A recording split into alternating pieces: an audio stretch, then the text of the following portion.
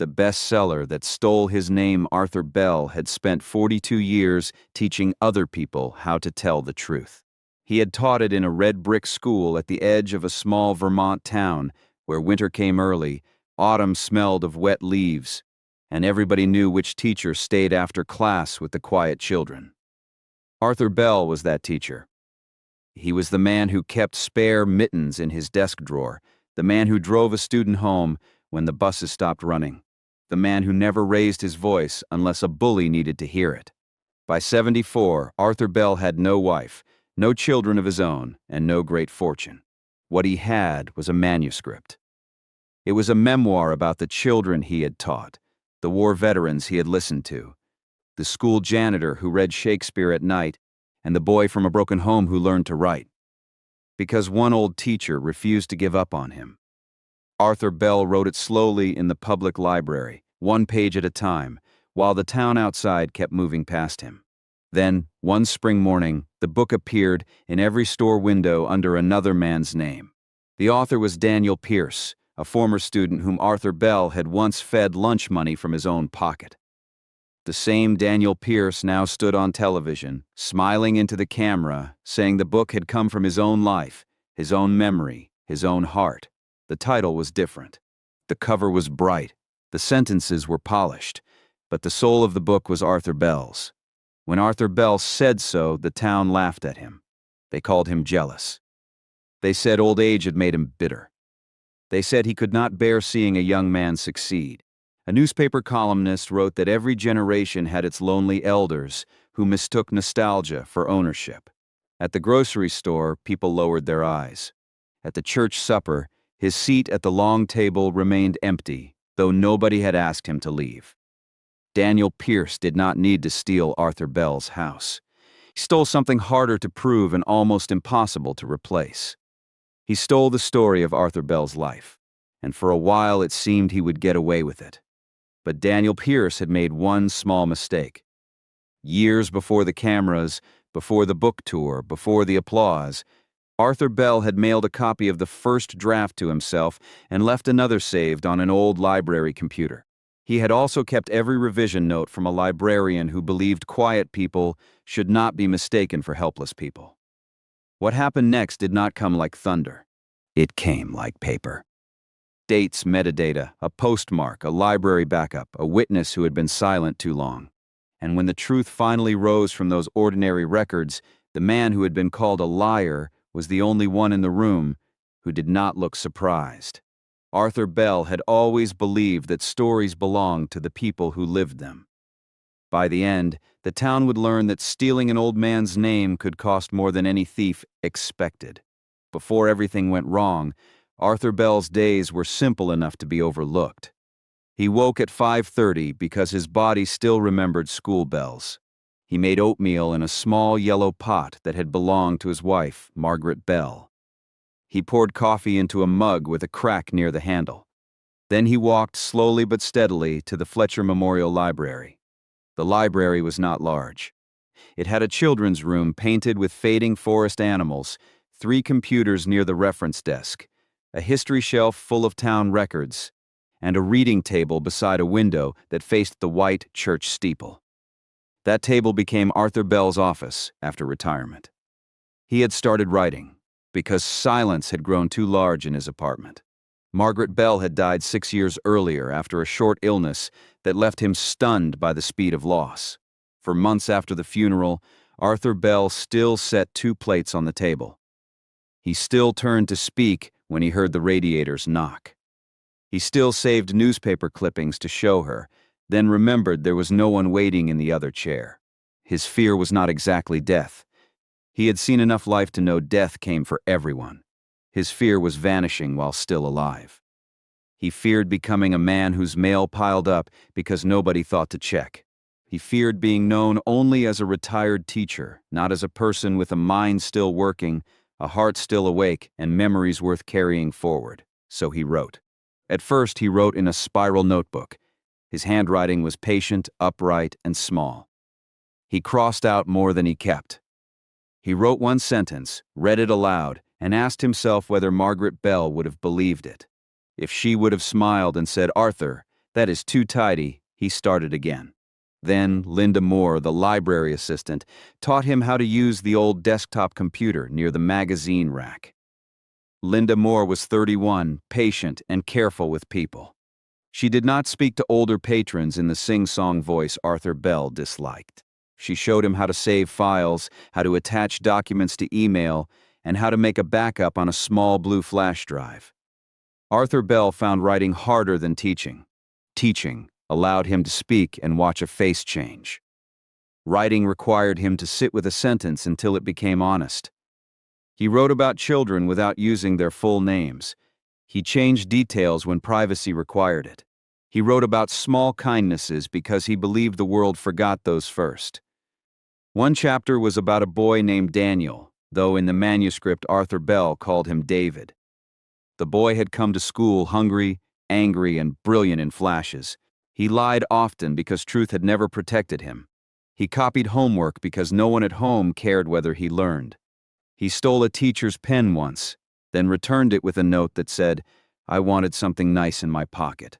Arthur Bell had kept that note for 30 years. The note lived in a small envelope inside a biscuit tin with school photographs, thank you cards, and one cracked Polaroid of Margaret Bell standing in their first apartment. Arthur Bell did not keep everything. He was not a hoarder of the past. He kept the things that proved a human being had changed direction, even by 1 inch. Daniel Pierce had changed direction because Arthur Bell had made it difficult for him not to. Daniel Pierce arrived in 9th grade with a jacket too thin for Vermont weather and a stare that dared adults to disappoint him.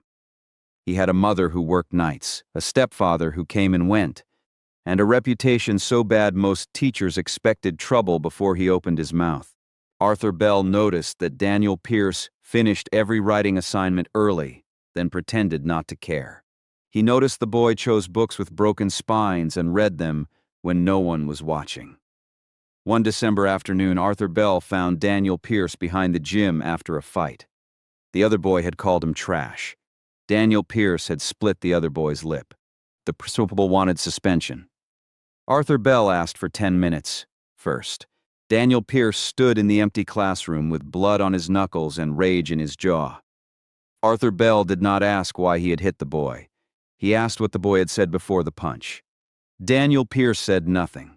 Arthur Bell waited. Finally, Daniel Pierce said, "He said I should be used to people leaving." Arthur Bell did not forgive the punch, but he understood the wound beneath it. He made Daniel Pierce write an apology that did not lie, then assigned him an essay about anger as a language people learn when no one listens. Daniel Pierce turned in 12 pages. That was the beginning. Arthur Bell helped him fill out scholarship forms. He gave him lunch money when the cafeteria balance went negative.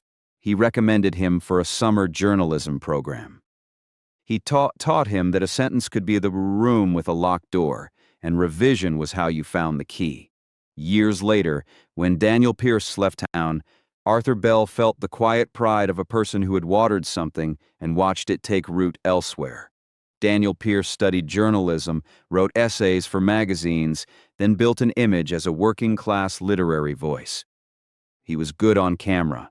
He knew how to turn pain into a paragraph and a paragraph into applause. When national magazines began publishing his essays, Fletcher watched him with the hungry pride small towns reserve for people who escape, but still mentioned the place in interviews. Arthur Bell read everything Daniel Pierce published. Sometimes the pieces were strong. Sometimes they were a little too polished, as if the wound had been dressed for company. But Arthur Bell was proud anyway. He clipped the first magazine essay and showed it to Margaret Bell. She read it at the kitchen table, adjusted her glasses, and said, "He writes as though he is still trying to prove nobody can send him away." Arthur Bell thought that was exactly right. After Margaret Bell died, Daniel Pierce sent a condolence email. It was brief but warm. Arthur Bell printed it and placed it in the same folder as the funeral receipts. At the time, he thought the gesture meant Daniel Pierce remembered where he came from. When Daniel Pierce returned to Vermont for a book festival, the town treated him like proof that small places could produce large talent. There were posters in the bookstore, banners on Main Street, and a welcome table in the school lobby, where Arthur Bell had once stood duty during snow days. Arthur Bell went to hear him speak. He wore his better cardigan. The one Margaret Bell had said made him look like a professor rather than a man who had forgotten to buy a new sweater. Daniel Pierce recognized him at once. He crossed the room, took both of Arthur Bell's hands, and said, "You saved my life, Mr. Bell." Arthur Bell did not like dramatic claims, but he felt the words deeply. He had taught long enough to know that children often remember a kindness differently from the adult who gave it. To Arthur Bell, a sandwich had been a sandwich. To Daniel Pierce, perhaps it had been proof that hunger was not shame. They went for coffee at the diner. Daniel Pierce asked about retirement, about Margaret Bell, about the old school. He asked whether Arthur Bell still wrote comments in the margins of library books, and then pretended he had not. Arthur Bell laughed because he had done that once, long ago, and Daniel Pierce had remembered. When Arthur Bell mentioned the memoir, Daniel Pierce leaned forward with such warmth that Arthur Bell felt foolish for being pleased. "You have to let me read it," Daniel Pierce said. Arthur Bell hesitated. The manuscript was unfinished, rough, and private. It contained memories of students, but also memories of his own loneliness, Margaret Bell's illness, and the fear of being forgotten. Daniel Pierce spoke as if the manuscript were not a burden but a gift. He said he knew an editor in New York. He said Arthur Bell's voice mattered. He said older people were always told to be quiet just when they had the most to say. Those were the exact words Arthur Bell needed to hear. 2 weeks later, Arthur Bell printed a copy at the library. Linda Moore helped him place the pages in a padded envelope. She watched him write Daniel Pierce's address in careful block letters. Then she asked whether he wanted to keep a copy of what he was sending. Arthur Bell smiled and said Margaret Bell had trained him better than that. He kept one printed copy in a metal box at home. He emailed Daniel Pierce a digital version too, because that seemed easier. Daniel Pierce replied that night, with praise so generous it made Arthur Bell blush alone in his kitchen. For several months, Daniel Pierce sent occasional messages. He suggested changing the title. He asked whether Arthur Bell had more chapters. He asked about specific details from the old school. He wanted to know the janitor's real name, the year the furnace failed during exams, the color of the stolen pen, the exact words in the note Daniel had returned with it. Arthur Bell answered almost everything. When privacy required caution, he changed names again. Daniel Pierce praised that choice. He said it showed moral seriousness. He asked whether Arthur Bell had ever considered shaping the book around the idea that teachers are also students of the wounded children they try to help. Arthur Bell thought that was a fine idea. He wrote it in his notebook, "The teacher becomes the student." He believed they were improving the memoir together. That was the first theft, though Arthur Bell did not know it yet. Not a page, not a paragraph. Trust. Then the messages slowed. Daniel Pierce said he was busy with deadlines. Then he said his agent was difficult. Then he said publishing was complicated, and old material often needed to be approached carefully. After that, he stopped replying altogether. Arthur Bell felt disappointed, but not betrayed. People were busy. Young men with public lives could not always tend to old teachers with unfinished manuscripts. Arthur Bell kept writing, page by page, until the memoir reached nearly 400 pages. He mailed a sealed copy of the first complete draft to himself, because a music teacher had once told him writers sometimes did that. It was not a magic legal shield, but it could help establish dates. Arthur Bell did not understand every legal detail, but he understood the value of records. He had taught composition for 42 years. Dates mattered, drafts mattered, margins mattered. Linda Moore also helped him save a copy to the blue flash drive. Once, when the library computer froze, she recovered an older version from the machine's local folder. She told him the public computers were supposed to clear files regularly, but the system was old and sometimes kept ghosts. Arthur Bell liked that phrase, kept ghosts. The first sign came from a poster in the library window. Linda Moore placed it there on a Tuesday afternoon. The poster showed Daniel Pierce's face under bold letters announcing a national book tour. The title was The Quiet Room. Beneath it was a line from a famous reviewer, a tender, piercing memoir of the teacher who became the student. Arthur Bell saw the word memoir and smiled at first. He was proud. Then he read the short description beneath the title. It mentioned a boy who stole a teacher's pen. It mentioned a janitor who read Shakespeare. It mentioned a widow who saved newspaper clippings after her husband died, though in Daniel Pierce's version, the widow became Daniel's mother. It mentioned the phrase Arthur Bell had written at the top of chapter 12. Some children are not difficult. They are waiting for proof that staying is worth the risk. Arthur Bell gripped the poster frame so hard his fingers hurt. Linda Moore noticed his face and asked if he was all right. Arthur Bell did not answer. He walked to the computer, opened an online preview, and read the first 10 pages. By the third page, his stomach had gone cold. Daniel Pierce had not copied every sentence. He was too clever for that. He had changed names, rearranged scenes, blended Arthur Bell's memories with his own public persona. He had moved Margaret Bell's quiet acts into the mouth of a fictionalized mother.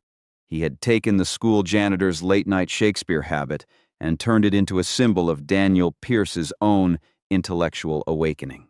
He had taken Arthur Bell's chapter structure and hidden it beneath a brighter cover. A careless thief steals words. A skilled thief steals structure, memory, and voice. Arthur Bell wrote Daniel Pierce one email.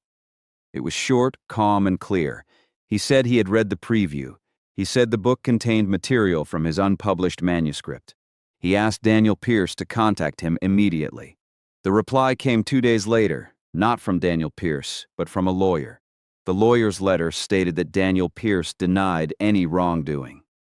It stated that general life experiences could not be owned. It warned Arthur Bell not to make defamatory statements. It used expensive language to tell an old man to keep quiet. Arthur Bell read it 3 times at his kitchen table. He was not shocked by the denial. He had taught long enough to know denial had many voices. What hurt was the speed with which gratitude had become threat. At first, he told only Linda Moore. She believed him, but belief did not equal proof. She printed articles about copyright, suggested he speak to a lawyer, and helped him gather his files. Arthur Bell had little money. His pension covered rent, food, medication, and modest savings for emergencies. A copyright attorney in Burlington asked for a retainer larger than Arthur Bell could pay. So Arthur Bell waited. That was Daniel Pierce's advantage. He had a publisher, an agent, a lawyer, and a microphone. Arthur Bell had an old laptop, a blue flash drive, and a voice nobody wanted to hear once a famous man had spoken first. When the book became a success, the town's mood shifted against Arthur Bell before he had even made a public accusation. People recognized scenes from local life and enjoyed feeling important by association. The school board invited Daniel Pierce to speak. The bookstore arranged a signing. The newspaper ran a feature under the headline, "Local Son Turns Hard Childhood into Art." Arthur Bell's former colleagues praised the book online. One wrote that Daniel Pierce had transformed their ordinary town into literature. Arthur Bell read that sentence twice. Ordinary town. Literature. He wondered whether his own life had become ordinary only because Daniel Pierce had taken the beautiful parts. At first, Arthur Bell said nothing. He hoped Daniel Pierce might still correct the matter privately. He hoped shame might work where law could not. But shame rarely troubles a man who has learned to confuse applause with innocence. Then a reporter called. Someone had told the reporter that Arthur Bell claimed the book was stolen. The reporter wanted a quote. Arthur Bell, unprepared and tired, said only that some material in the book had come from his unpublished manuscript. The article appeared the next morning. Retired teacher suggests former student stole book idea. It was not the truth. It was a smaller, weaker cousin of the truth. But it was enough to wound him. Daniel Pierce responded within hours. He wrote a polished public statement. He said he loved Arthur Bell. He said aging could be cruel. He said memory sometimes blurred the line between influence and ownership. He said he wished his former teacher peace. It sounded compassionate. It was devastating. By evening, strangers were calling Arthur Bell bitter. By the next day, townspeople were calling him confused. A local radio host joked that every English teacher believed he had written every book.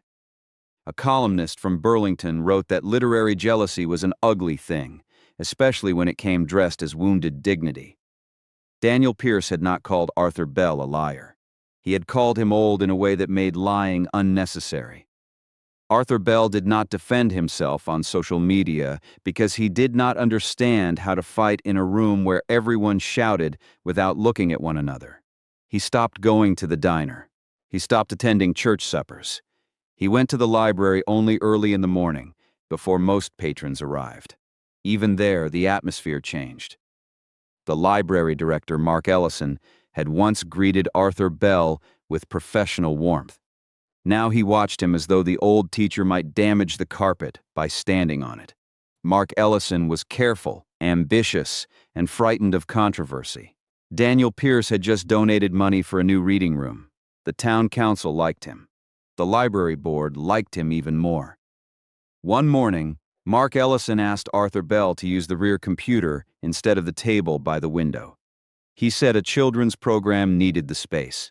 There was no children's program. Arthur Bell moved without argument. That small obedience hurt Linda Moore more than any argument would have. She saw him gather his papers with the careful politeness of a man who had spent his life making trouble easier for others. She began her own folder that afternoon. She did not make speeches. She made copies. She helped Arthur Bell gather evidence. Drafts, emails, printed pages, handwritten notes, the old pen note from Daniel Pierce, and the padded envelope receipt from the post office.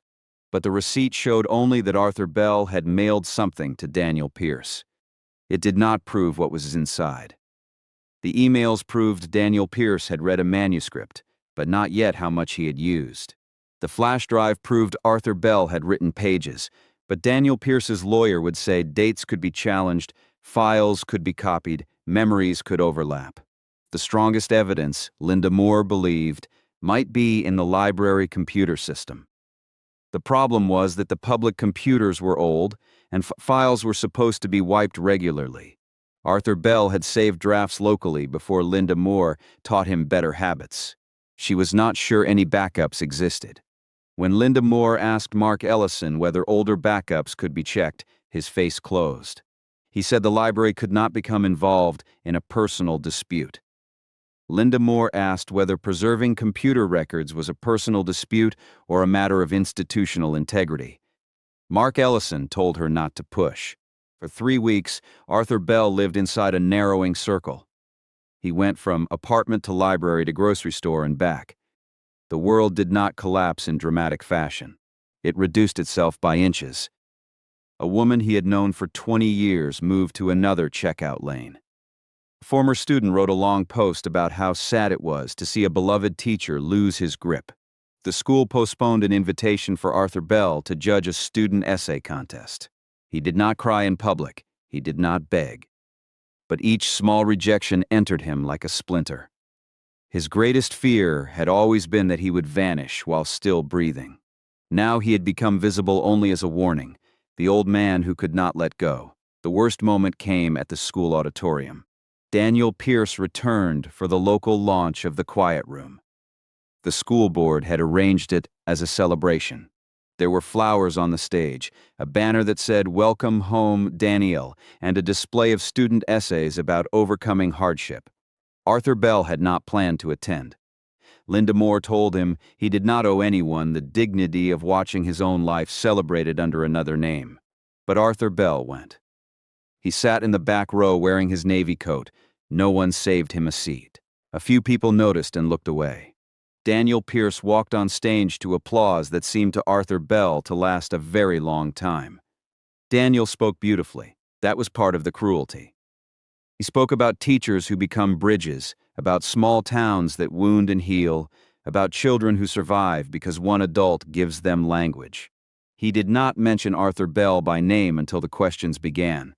A woman from the PTA stood and asked whether any teacher had inspired the book. Daniel Pierce put one hand over his heart. He looked toward the back of the room, and for a second Arthur Bell thought the truth might still have a chance. Daniel said Arthur Bell had taught him grammar, and perhaps more importantly, that every story is larger than the person who first tells it. The audience sighed at the wisdom of it. Arthur Bell felt something inside him settle into a colder shape. Afterward, several people approached Daniel for signatures. One former colleague of Arthur Bell's walked past him carrying 3 copies. She did not stop.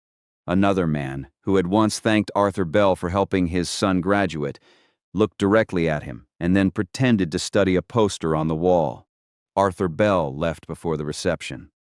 At home, he took the biscuit tin from the closet. He opened the envelope with Daniel Pierce's note about the pen. The paper was thin and yellowing at the edges. The boy's handwriting was large, angry, and ashamed. "I wanted something nice in my pocket." Arthur Bell sat with that sentence for a long time. He understood then that the boy who had stolen a pen had grown into a man who knew how to steal something nicer. The catalyst came from a boy in a blue hoodie. His name was Noah Grant. He was 16 and worked evenings shelving books. Arthur Bell had taught Noah Grant's mother years before. Noah Grant was quiet around adults, but observant in the way lonely teenagers often are. He had watched Arthur Bell sit at the rear computer, hands folded over papers he no longer seemed able to read. He had watched Linda Moore speak softly to him. He had watched Mark Ellison turn away. One evening, after closing, Noah Grant approached Linda Moore with a small black external drive. He said the library's old computers had been backed up before a software update 2 years earlier. Mark Ellison had asked him to move boxes from the storage room, and Noah Grant had found the drive in a cabinet labeled Tech Archive. He did not know what was on it. He only knew Linda Moore had been looking for old files. Linda Moore did not open it on a public computer. She called Priya Shah, an elderly retired systems engineer who volunteered with the library's equipment twice a month. Priya Shah had worked in hospital systems before retirement and had no patience for small-town cowardice dressed as procedure. Priya Shah came the next morning with a laptop older than Noah Grant and a canvas bag full of cables. She asked whether they had permission to examine the drive. Linda Moore said the drive belonged to the library archive and might contain records relevant to a patron's authorship dispute. Priya Shah looked at Mark Ellison's empty office and said permission was a fine thing when people in authority were not using delay as a broom. They worked in the small archive room with the blinds half closed. The first folders were useless. Old printer drivers, staff schedules, children's program flyers. Then Priya Shah found a backup folder from the public computer near the magazine rack. Inside it were user documents, some corrupted, some readable. One file was titled Bell Memoir 3.docx. The file creation date was nearly 18 months before Daniel Pierce's publishing contract. The document contained chapters that matched major scenes in the quiet room. It also contained lines Daniel Pierce had slightly altered but not erased. Metadata showed the file had been created under the library's system login and modified on dates when Arthur Bell's library card records showed he had reserved that computer. It was not enough by itself to win a case, but it was no longer only an old man's word. Linda Moore cried when she saw it. Arthur Bell did not.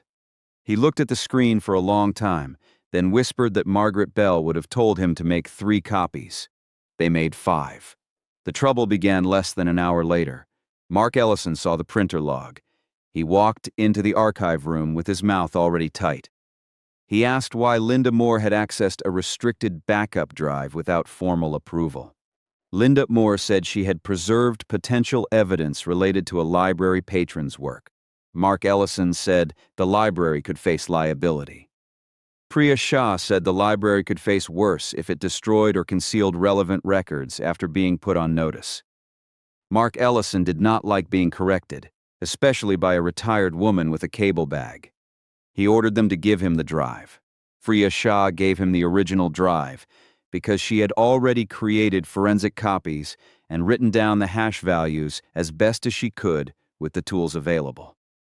When Mark Ellison asked what that meant, Priya Shah said it meant she had spent her life making sure nervous administrators could not make facts disappear by putting them in drawers. By afternoon, Linda Moore was placed on paid administrative leave. The town heard that before it heard about the file. People said Linda Moore had become too involved. People said Arthur Bell had dragged a young librarian into his obsession. People said Mark Ellison was only protecting the institution. Daniel Pierce's supporters said the matter had become harassment. A woman at the pharmacy told Arthur Bell it was unfair to ruin a young man's career because an old man felt forgotten. Arthur Bell thanked her for her opinion because he had been raised not to be rude in public. Then he went home and was sick in the sink. The next discovery came from the mail. Arthur Bell remembered the sealed envelope because Linda Moore asked him to list every place the manuscript might exist.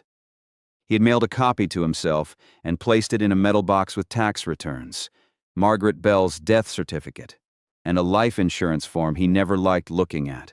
He had forgotten it because grief and routine had made his apartment into a museum of things he avoided touching. The envelope was still sealed. The postmark was clear.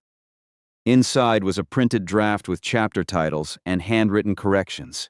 A lawyer would still need to explain its value, but the date mattered. Arthur Bell did not open it alone.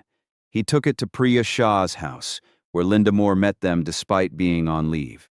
Noah Grant came too, because he had found the drive and felt responsible for everything that followed. Priya Shah filmed the envelope before it was opened. Linda Moore photographed the postmark. Arthur Bell used a letter opener that had belonged to Margaret Bell. When the pages slid out, he smelled paper, dust, and something like time. There were his chapter titles. There were his corrections. There was the sentence about difficult children waiting for proof. There was the passage about the janitor reading Shakespeare during night shifts. There was the chapter called The Quiet Room. Daniel Pierce had not even invented the title's heart. He had only polished it until it shone like his. Then Daniel Pierce made his small mistake. On a podcast trying to appear generous, he described the origin of The Quiet Room. He said he had written the first chapter in a motel in New Hampshire during a snowstorm in January. He said the memory of the stolen pen had come to him all at once. He even joked that he wished he still had the note. Arthur Bell had the note. More importantly, Arthur Bell had an email from Daniel Pierce sent 6 months before that alleged motel writing session. In the email, Daniel Pierce had written, "The pen story is extraordinary. You should put it earlier. It tells us who the boy is before he knows himself." Linda Moore printed the email and placed it beside the podcast's transcript. That was when Arthur Bell found a lawyer. Her name was Rachel Kim. She worked in Montpelier, handled copyright disputes, and agreed to review the evidence at a reduced fee after Linda Moore sent a concise summary. Rachel Kim did not promise victory.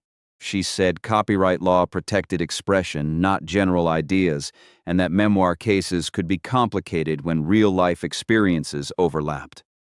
She said publishers had strong lawyers. She said litigation could take time.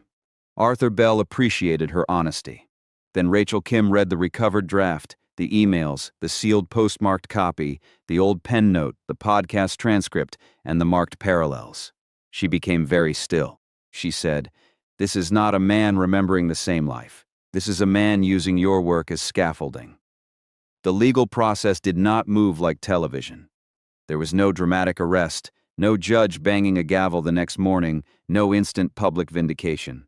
Rachel Kim began with preservation letters to Daniel Pierce, his agent, his publisher, and the library. She demanded that all emails, drafts, editorial notes, rights discussions, promotional materials, and communications involving Arthur Bell's manuscript be retained. Daniel Pierce responded with outrage. His lawyer accused Arthur Bell of harassment. His agent called the claim a sad misunderstanding. The publisher, less emotional and more afraid, began an internal review. That review found something Daniel Pierce had not expected. A junior editorial assistant had raised concerns months earlier. Her name was Emily Carter. She was 27, overworked, underpaid, and knew enough to still believe publishing should care where stories came from. She had noticed that Daniel Pierce's early proposal described the book as inspired by a retired teacher's unpublished memoir. Later drafts removed that phrase. Emily Carter had sent an internal email asking whether rights clearance was needed. Her supervisor told her Daniel Pierce had assured them the teacher had given permission. There was no permission. Emily Carter had kept the email chain because young employees often learn to protect themselves before powerful people admit danger exists. When the publisher's legal department asked for all correspondence, the email chain surfaced. Daniel Pierce's defense shifted. He no longer claimed Arthur Bell had invented everything. He claimed Arthur Bell had blessed the project informally. He said their conversations had been collaborative. He said Arthur Bell had wanted him to turn the material into something publishable. He produced one email where Arthur Bell had written, "If any part of this helps you think about your own work, then I am glad." Daniel Pierce's lawyer treated that sentence as if it were a signed contract. Rachel Kim treated it as what it was, a generous sentence from an elderly teacher to a former student. But the sentence still frightened Arthur Bell. He had written it. He had meant it kindly. Now it had been lifted from its little room and dressed as permission. That was when Arthur Bell understood that thieves do not only steal what you hide. Sometimes they steal what you offer freely and then pretend you offered everything. The town did not understand legal nuance. It understood sides. Daniel Pierce had fans. Arthur Bell had people who were beginning to wonder. Linda Moore was still on leave. Mark Ellison issued a statement saying the library respected all parties and would cooperate with lawful requests. The bookstore canceled one window display but kept the books near the register. The school board postponed Daniel Pierce's student assembly without admitting why. Whispers shifted, not in Arthur Bell's favor yet, but away from certainty. At church, an older woman touched Arthur Bell's sleeve and said she hoped things were not too upsetting. The way she said it made the scandal sound like weather he had failed to dress for. Arthur Bell nodded and kept walking. The first person to apologize was not someone important. It was a grocery clerk named Ben Harris, who had once been a boy in Arthur Bell's remedial English class. He had avoided Arthur Bell for weeks. One morning, as Arthur Bell placed oatmeal, coffee, and canned soup on the conveyor belt, Ben Harris stopped scanning and said, "Mr. Bell, I should not have believed that article." Arthur Bell looked at him. Ben Harris looked terrified, as if apology were a test he had not studied for. He said, "You taught me to read contracts before I signed them. I should have remembered you were not careless with words." Arthur Bell said thank you. It was not enough to heal him, but it was enough to remind him that not every door in the town had locked. Rachel Kim next requested the publisher's internal records through negotiation before litigation. The publisher resisted. Then Emily Carter's email chain made resistance look dangerous. The publisher's counsel offered a limited disclosure under confidentiality. Rachel Kim reviewed the documents in a windowless conference room and came back with her expression sharpened. Daniel Pierce had submitted an early outline titled "The Teacher's Room." In that outline, he described a retired teacher who had given him an unpublished memoir. The outline listed scenes later published in the quiet room. Beside one paragraph was a note from Daniel Pierce to his editor. "We can make this feel more mine by shifting the widow material into the family line." Rachel Kim read that sentence aloud in her office. Arthur Bell closed his eyes. "More mine. There are phrases that reveal more than confession. More mine did not say theft. It said intention. It said Daniel Pierce knew there was something that was not his and wanted the appearance of ownership." The publisher had another problem. Emily Carter had not been the only person worried. Copy editor had flagged unusual tonal changes between chapters and asked whether certain passages were quoted, adapted, or reconstructed. Daniel Pierce had replied that all material came from his memory and personal notes. He did not mention Arthur Bell. Rachel Kim began preparing a complaint. Filing suit was not simple. It would cost money Arthur Bell did not have. Rachel Kim explored options: contingency, fee reductions, support from a legal clinic, and pressure through the publisher. Arthur Bell signed papers with a hand steadier than he expected. He understood now that the case was not only about money, it was about the public record. It was about refusing to let Daniel Pierce define him as confused. Daniel Pierce understood that, too. His next public statement was colder. He said he had been generous enough to credit Arthur Bell as an influence, and was saddened that his kindness had been twisted into accusation. He said he would not allow a private mentor relationship to be exploited for money. He said successful artists were often targeted after their work found an audience. That last sentence changed the weather again. People who had begun to doubt him grew quiet. Nobody wanted to be accused of helping a money grab. Arthur Bell received 2 anonymous letters. One called him pathetic. The other said Margaret Bell would be ashamed of him. That one brought him to his knees. He found it in the mailbox on a rainy Thursday. He read the sentence standing in the apartment hallway. For a moment, he could not make his hand open. The paper crumpled in his fist. He went inside, sat at the kitchen table, and stared at Margaret Bell's empty chair. Linda Moore came over after work. She found him still sitting there with the letter beside the cracked coffee mug. Arthur Bell said he could endure being called jealous. He could endure being called old. He did not know if he could endure strangers borrowing Margaret Bell to hurt him. Linda Moore did not say the strangers were wrong. That was too obvious. She said, "Then we put that letter in the folder, too. Not because it deserves power. Because it shows what his story has done." Arthur Bell almost smiled. Records again. They created a new folder labeled Harm.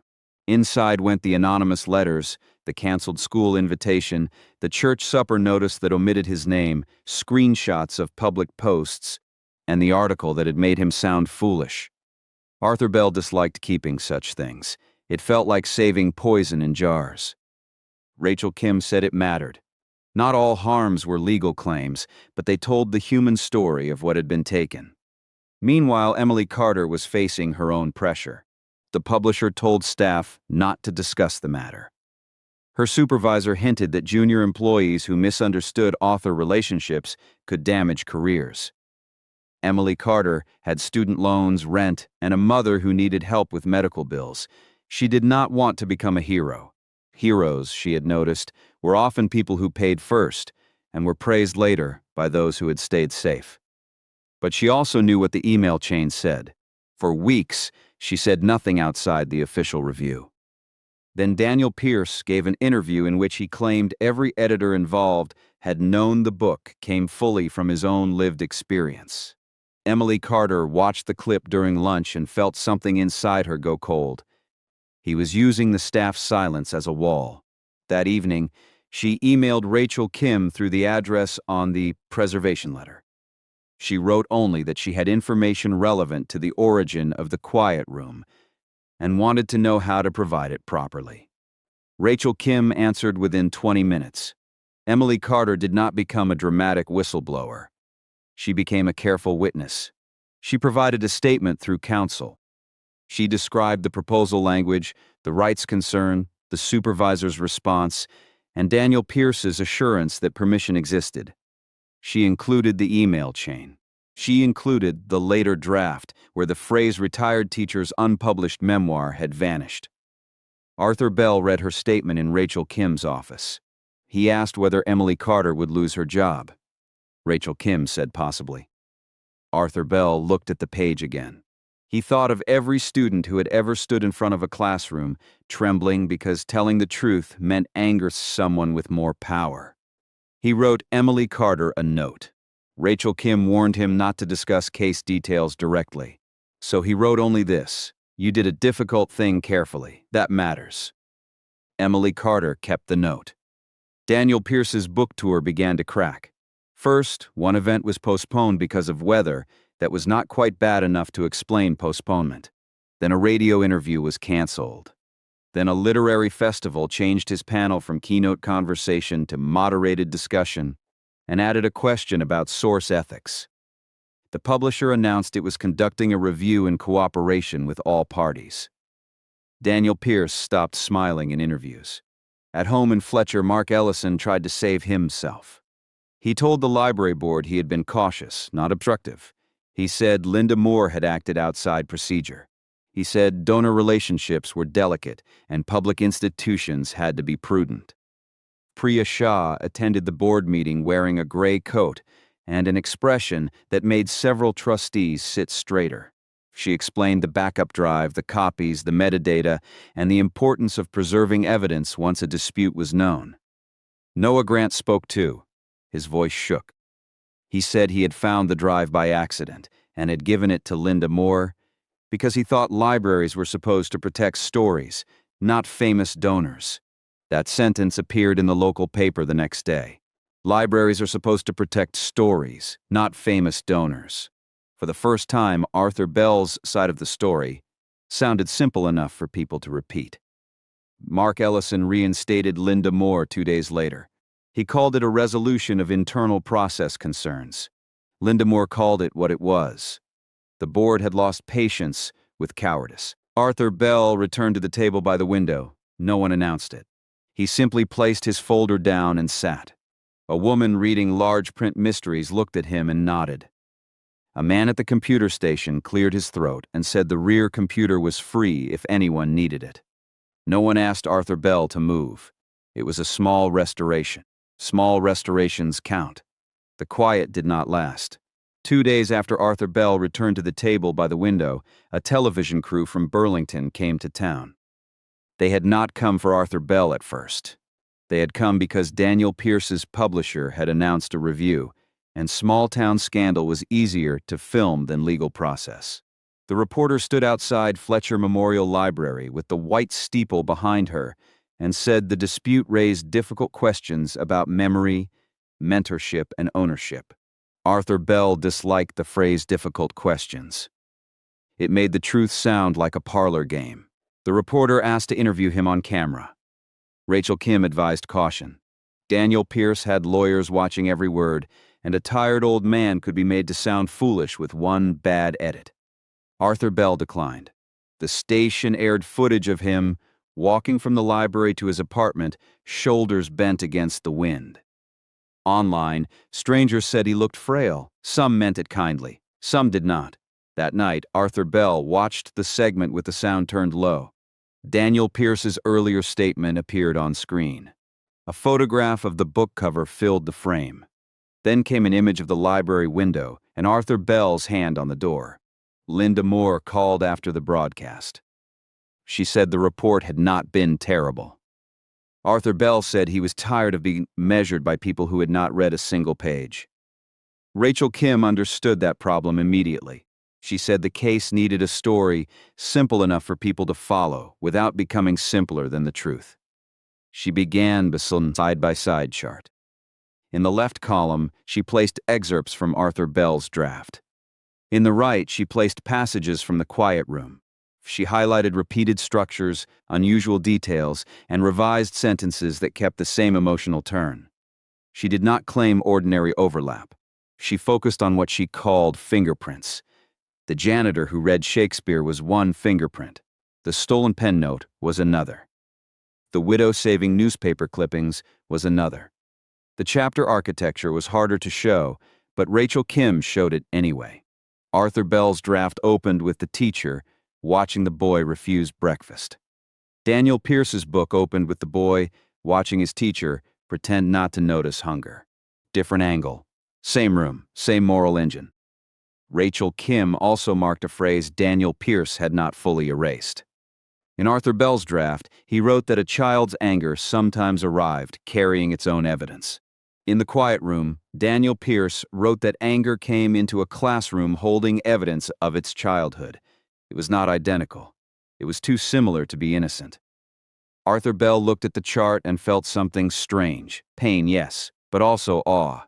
The theft had felt shapeless inside him, like a storm in his chest. On the page, it had edges. It could be pointed to. It could be numbered. Rachel Kim said, "A good case is often just grief with page numbers." Arthur Bell wrote that down. The publisher's lawyers noticed the chart too. Their tone changed. They no longer spoke only of misunderstanding. They asked whether Arthur Bell would consider a private acknowledgement in future editions and a modest payment for inconvenience. Rachel Kim did not answer immediately. She asked whether Daniel Pierce would retract the public implication that Arthur Bell's age had caused confusion. There was no answer to that for several days. During those days, Daniel Pierce tried to control the story again. He wrote a personal essay for a national magazine. It was called The Burden of Being Remembered. In it, he described returning to his hometown, facing the ghosts of poverty, and discovering that people from his past had begun to see themselves in his work in painful ways. He did not name Arthur Bell directly. He did not have to. He wrote about the danger of confusing emotional truth with ownership. He wrote that all writers are thieves of weather, rooms, gestures, and grief. The essay was elegant. It was also cruel. For a brief moment, the tide swung toward Daniel again. Commentators praised the essay's nuance. Readers said artists should not be punished for transforming memory. One professor wrote that old mentors often underestimate how much their students transform what they receive. Arthur Bell read only half of it. Then he stopped. He had spent 42 years teaching young people that language could reveal or conceal. Daniel Pierce had learned the lesson too well. Rachel Kim read the entire essay and circled one sentence. "I was given stories by a town that never knew what to do with them." She said that sentence might help. Arthur Bell did not understand. Rachel Kim explained that Daniel Pierce had been careful not to name the manuscript, but he had publicly described being given stories. In the context of the dispute, that mattered, not as a confession, as another inconsistency. Daniel Pierce wanted to claim total originality in legal letters and collective inheritance in public essays. The two positions did not sit comfortably together. Arthur Bell began to understand that truth in a legal fight was not always one shining object. Sometimes it was a table with one leg after another, placed beneath it until denial could no longer stand. The library became a second battleground. Mark Ellison's resignation was not yet certain, and he still tried to present himself as the reasonable adult in a room full of emotional people. He called a staff meeting and reminded everyone that patron confidentiality was essential. Linda Moore said confidentiality should not be used to bury a patron's authorship. He said public institutions could not choose sides. She said preserving evidence was not choosing sides. Destroying context was. Noah Grant was not supposed to speak. He spoke anyway. He said Arthur Bell had helped his mother pass English after her father died. He said he did not know about copyright, but he knew what it looked like when adults hoped a young person would be too intimidated to say where he found a drive. Then he apologized for interrupting and turned red. Priya Shah later told him never to apologize for placing a fact on the table. The library board requested an independent review of the backup drive handling. Mark Ellison hoped it would embarrass Linda Moore. It did the opposite. The review found that procedures had been informal, but the preservation steps taken by Priya Shah had likely prevented loss of relevant records. It also noted that the library had no clear policy for patron-created works on public computers, no evidence preservation procedure, and no conflict of interest rule for donors involved in disputes. Policies are not dramatic, but they can make cowardice harder to disguise. The report did not accuse Mark Ellison of wrongdoing. It did say his communications had created an appearance of donor favoritism. In small institutions, appearance can be enough to move a chair away from a desk. The school board was next. Parents began asking why Daniel Pierce's assembly had been postponed and whether students would still be assigned the quiet room for a unit on memoir.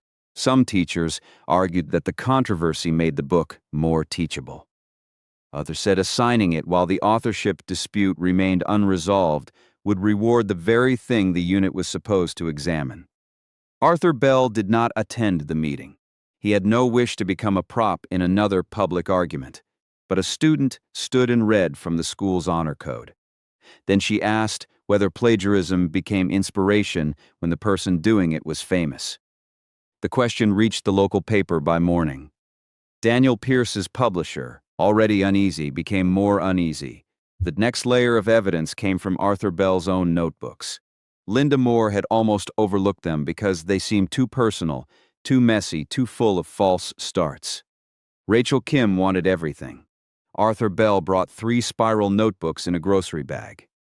He apologized for the handwriting. Rachel Kim said handwriting had won more cases than pride. In the second notebook, they found a revision page. At the top, Arthur Bell had written, "Move pen story earlier?" Asked Daniel. Beneath it were notes from a phone conversation. Daniel Pierce had suggested beginning with the stolen pen because it made the boy's hunger visible without explaining it too soon. The date matched the email exchange. The phrasing matched Daniel's later podcast claim that the memory had come to him all at once in a motel. Rachel Kim added the page to the chart. In the third notebook, they found a list of possible titles. The Names We Carry, The Quiet Room, Proof That Staying Was Worth the Risk, Lessons After the Bell. Beside The Quiet Room, Arthur Bell had written, "DP likes this one, but too sad." DP, Daniel Pierce. Arthur Bell stared at those two letters. He remembered the phone call now. Daniel had laughed and said, "The Quiet Room" sounded spare and serious, like something reviewers would know how to praise. Arthur Bell had said reviewers were not the audience he knew how to imagine. Daniel had said they would learn. That memory hurt more after the fact. It showed that Daniel Pierce had not merely copied material in secret. He had stood close enough to Arthur Bell's uncertainty to learn where the manuscript was vulnerable. Rachel Kim handled the notebooks carefully. She said contemporaneous notes were useful. Arthur Bell asked what that meant. She said notes made at the time carried a kind of ordinary credibility. They were not perfect, but they were not invented after the scandal. Arthur Bell thought about how many older people were dismissed because they could not produce the right paper at the right moment. He began telling people in the writing group to date their pages. Not because everyone would be robbed. Because a date was a small act of self-respect. The pressure on Daniel Pierce increased in a way fame could not soften. His publisher delayed the paperback edition. A university removed him from a visiting writer shortlist. His agent stopped giving quotes. The book remained in stores, but booksellers began placing small signs near it, saying that the publisher was reviewing questions about source material. Some readers bought it because of the scandal. Others returned copies. Daniel Pierce gave one more interview, this time to a literary podcast that tried to sound neutral. Host asked whether he had ever considered adding Arthur Bell's name to the project early on. Daniel paused too long. Then he said, "Arthur was part of my life, but a life is not a contract." Rachel Kim wrote that down too. Arthur Bell did not need her to explain why. A life is not a contract. True. But a manuscript is not a free cupboard simply because the person who wrote it once loved you. The public did not turn all at once. It rarely does. Instead, people began to hedge. They stopped saying Arthur Bell was bitter and started saying the situation was complicated. They stopped sharing Daniel Pierce's statements and started asking whether the publisher had finished its review. They stopped laughing. That was when Arthur Bell learned a difficult thing about reputation. People who help destroy it often want credit for ceasing to participate. He tried not to be cruel about that. Some people truly had been misled. Some had trusted fame because fame looked like evidence. Some had been afraid of being the first to stand beside a man others were calling confused. Arthur Bell understood fear. He did not excuse cowardice, but he understood fear. Still, understanding did not require him to make everyone comfortable. When the bookstore owner came to apologize, she brought a wrapped copy of The Quiet Room as if the object itself could be neutral again. Arthur Bell did not take it. He said he had already read enough of it. The woman flushed. Then she set the book back in her bag and said she was sorry for leaving the window display up after she knew there were serious questions. That apology, because it became more specific, Arthur Bell accepted. He asked whether she would stock the corrected edition when it came.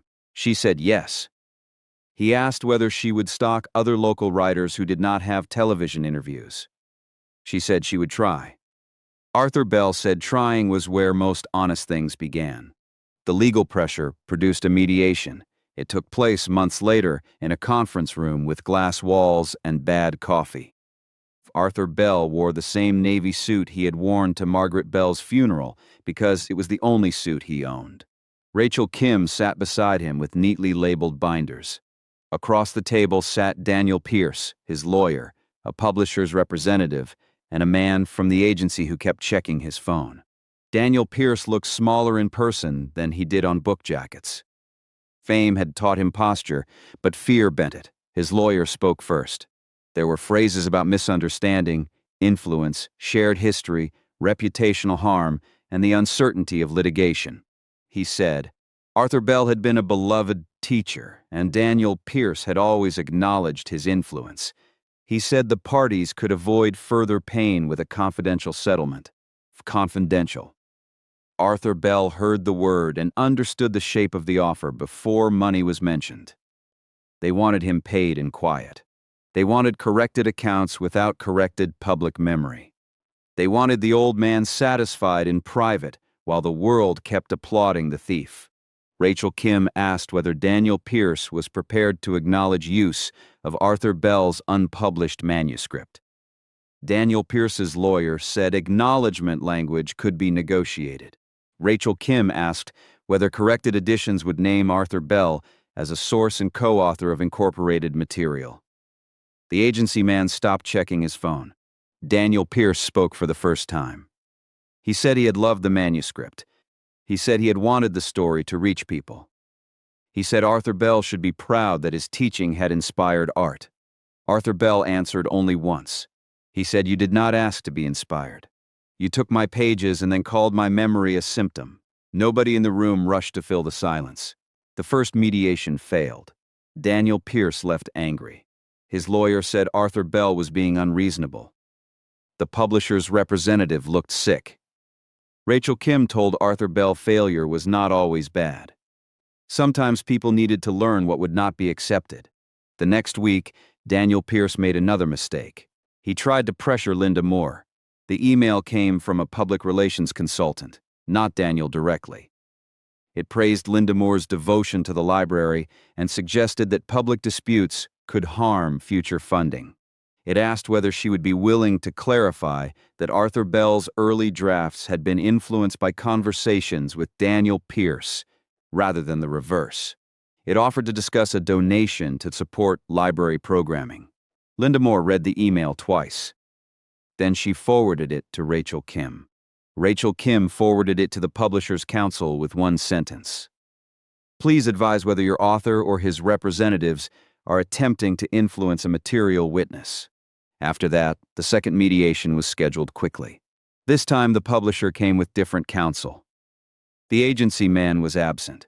Daniel Pierce looked tired. The corrected evidence bundle had grown thick.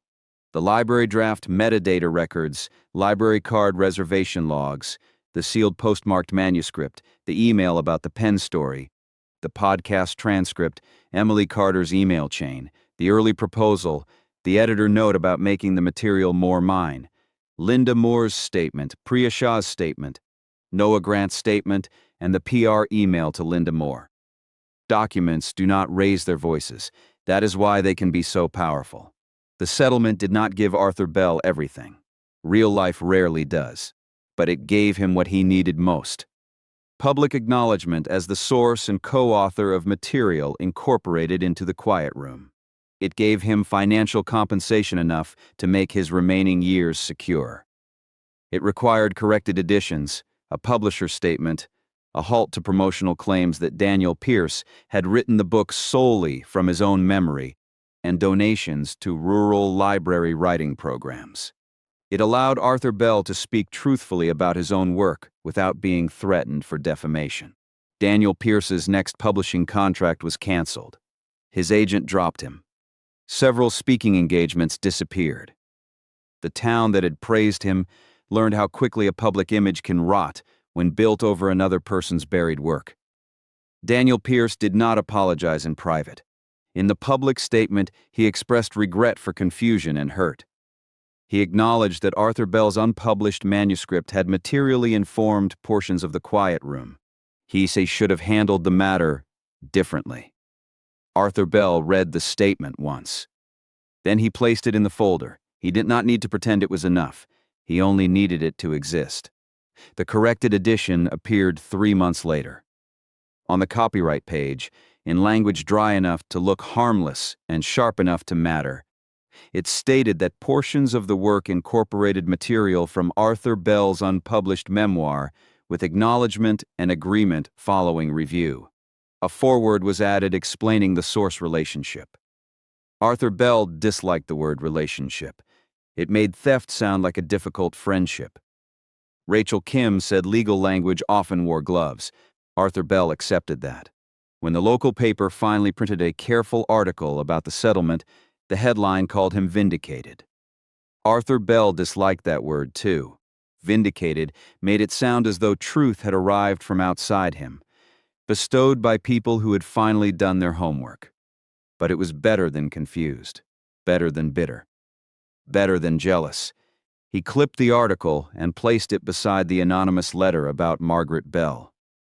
Then he added a note in his own handwriting. I was never what they said I was. The aftermath was slower than the scandal. Scandal moves fast because it feeds on certainty.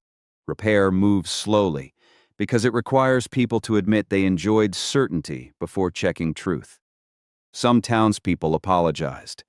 Some did it awkwardly at the grocery store, touching his sleeve as if apology could be passed through fabric. Some wrote letters. Some avoided him because remorse requires more courage than opinion.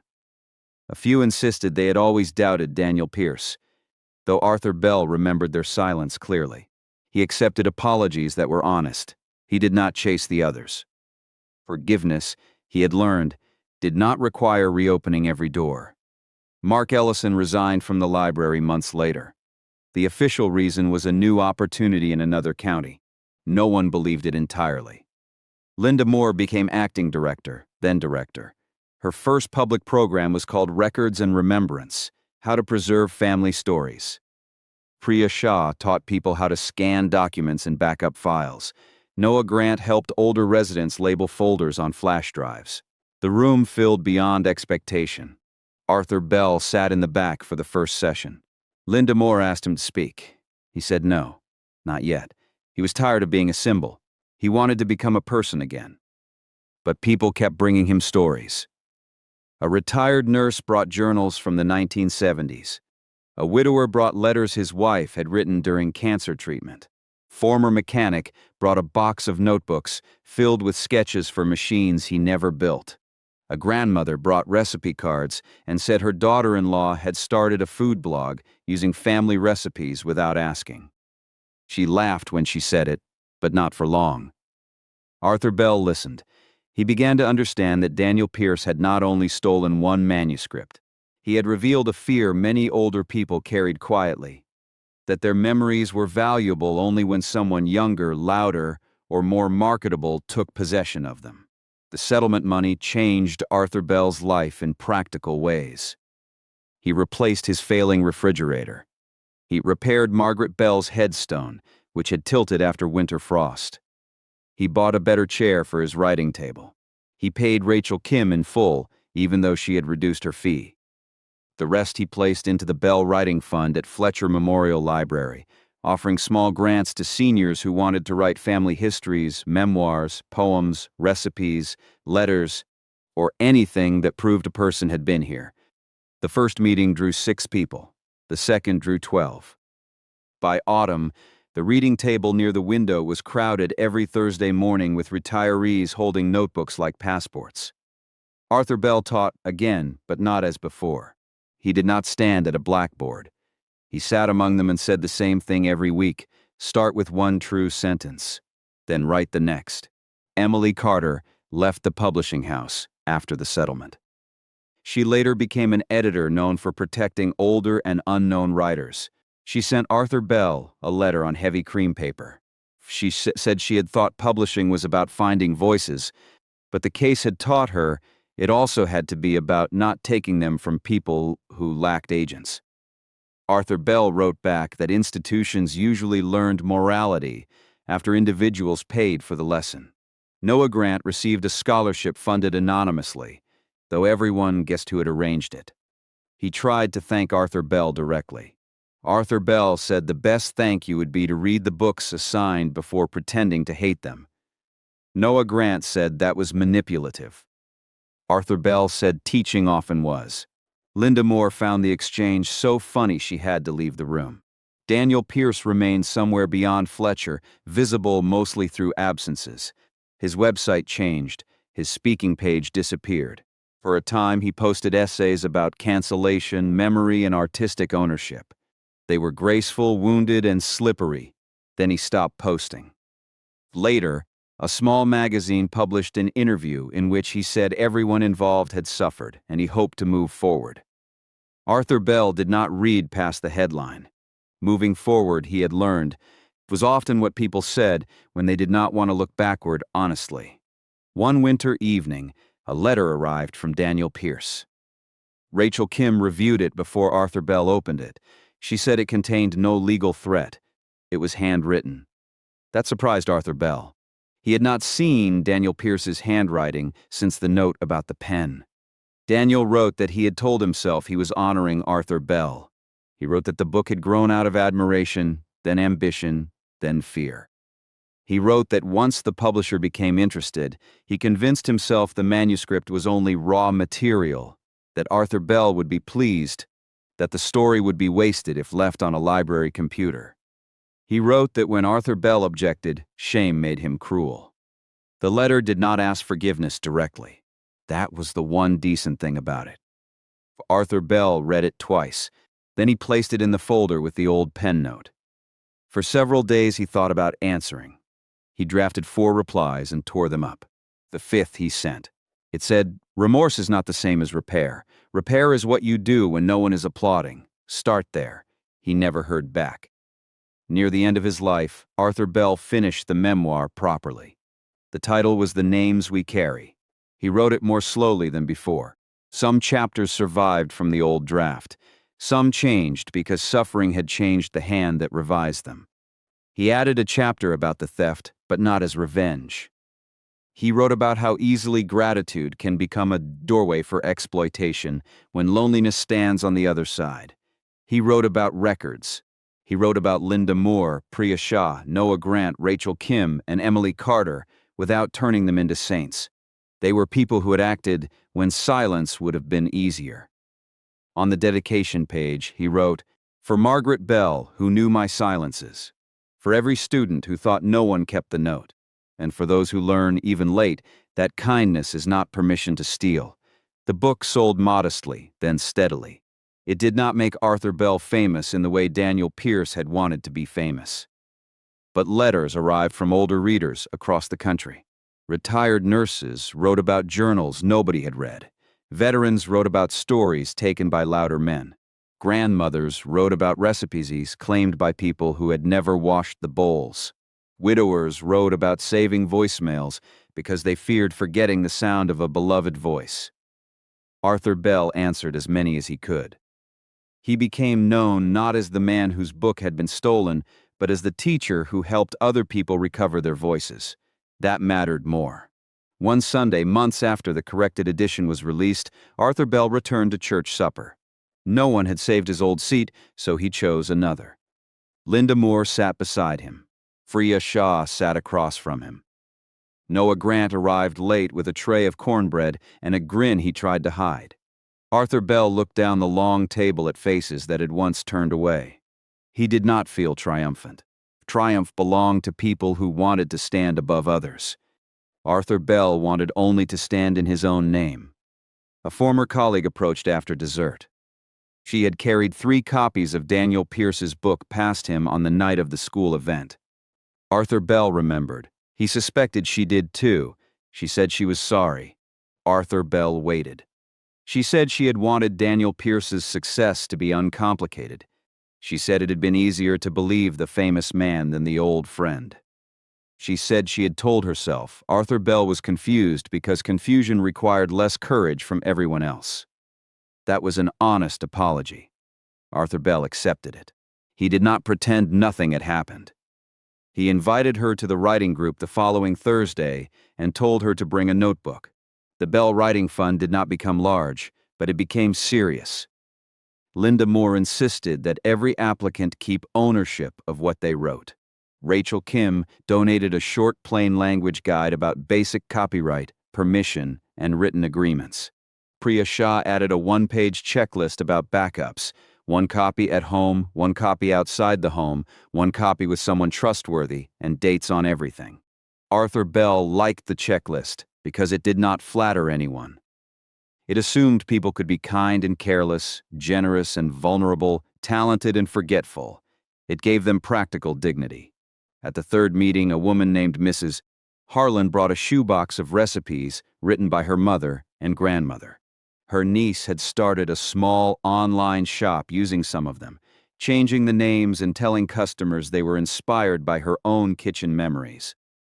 Mrs. Harlan laughed when she explained it, then her chin trembled. She said she was not sure recipes counted as stories. Arthur Bell asked who had taught her to fold butter into dough without warming it. She said her mother. He asked who had written notes in the margins. She said her grandmother. He asked whether the niece had ever stood in that kitchen while the windows steamed and the radio played. Mrs. Harlan said no. Arthur Bell said then the recipes were not only instructions, they were a room. If she wanted to share that room, she could, but no one should sneak in and sell the furniture. The group laughed softly. Mrs. Harlan did not. She began dating the cards and writing the stories behind them. That was how Arthur Bell understood the real ending of his own case. It was not the settlement. It was not the corrected edition. It was the moment another person decided her memories deserved records before somebody stronger named them inheritance. On the anniversary of Margaret Bell's death, Arthur Bell visited the cemetery with a small bundle of winter flowers. Snow had not yet settled, but the ground was hard, and the grass had gone the color of old paper. He brushed frost from the top of the stone and told Margaret Bell about the settlement, the writing group, Linda Moore's promotion, Noah Grant's scholarship, and Emily Carter's letter. Then he told her the thing he had not said aloud to anyone else. He said he had been frightened that without her, there would be no one left who knew the difference between what he had given freely and what had been taken from him. The cemetery was quiet. A truck passed on the road beyond the stone wall. Somewhere a crow complained from a bare maple tree. Arthur Bell stood there with one hand on the cold granite and realized that Margaret Bell had not been his only witness. She had been the first and the deepest. But Linda Moore had witnessed him. Priya Shah had witnessed him. Noah Grant, Rachel Kim, Emily Carter, and even the people in the writing room had witnessed him. More importantly, the pages had witnessed him when people would not. He went home and wrote until midnight. After The Names We Carry came out, Arthur Bell was invited to speak at a regional library conference. He almost refused. He disliked microphones. He disliked hotel ballrooms. He disliked panels where people used the word community as if saying it often enough could replace the work of building one. Linda Moore told him he should go. Arthur Bell asked why. She said because people were beginning to turn him into a gentle lesson, and someone needed to remind them that what happened to him had not been gentle. So he went. He stood before librarians, teachers, retired writers, and a few publishing people who looked uncomfortable. He did not perform outrage. He told them about a manuscript, a famous former student, a library backup, a postmark, and a junior editor who asked a question no one wanted to answer. Then he said, older people's stories were often treated as public property because older people were expected to be grateful for attention. He paused there. Then he said attention was not the same as respect. That sentence traveled farther than he expected. It appeared in newsletters, on library bulletin boards, and once on a mug Linda Moore bought him as a joke. Arthur Bell used the mug for pencils. Daniel Pierce never publicly responded to the conference speech. But someone mailed Arthur Bell a clipping from a small literary blog where Daniel had been mentioned as a cautionary case in an essay about memoir ethics. Arthur Bell placed the clipping in the folder and felt nothing dramatic, no joy, no pity. Only the quiet recognition that consequences like snow rarely fall all at once. They gather. The final winter of this story came early. Snow gathered against the library steps and softened the town's edges. Arthur Bell arrived before opening, as he often did, and found Linda Moore unlocking the front door. She handed him a package wrapped in brown paper. Inside was a new sign for the writing room funded by the settlement. The Arthur Bell Room for Unfinished Stories. He read it twice. Then he looked away toward the street because emotion, like sunlight on snow, could be too bright if faced directly. Linda Moore asked whether the name was all right. Arthur Bell said unfinished stories were the only kind worth protecting, because finished ones could usually protect themselves. That morning, the room filled with people carrying folders, envelopes, diaries, recipe boxes, military letters, and old photographs. Some came because they wanted to write. Some came because they wanted someone to witness that they had existed before their children, before their illness, before retirement reduced their introductions to what they used to do. Arthur Bell sat at the table by the window and watched them take out their papers. Daniel Pierce had stolen a manuscript because he believed an old man's life was easy material. He had believed gratitude made Arthur Bell weak. He had believed age made evidence disappear. But age had done something else. It had taught Arthur Bell patience. It had taught him to keep notes. It had taught him that truth often survives in quiet places. A postmark, a saved file, a librarian's memory, a teenager's conscience, a junior editor's email, a widow's old letter opener, a teacher's refusal to let shame write the final draft. Karma did not arrive as revenge. It arrived as record, and when the record finally spoke, it did not shout. It simply put every name back where it belonged.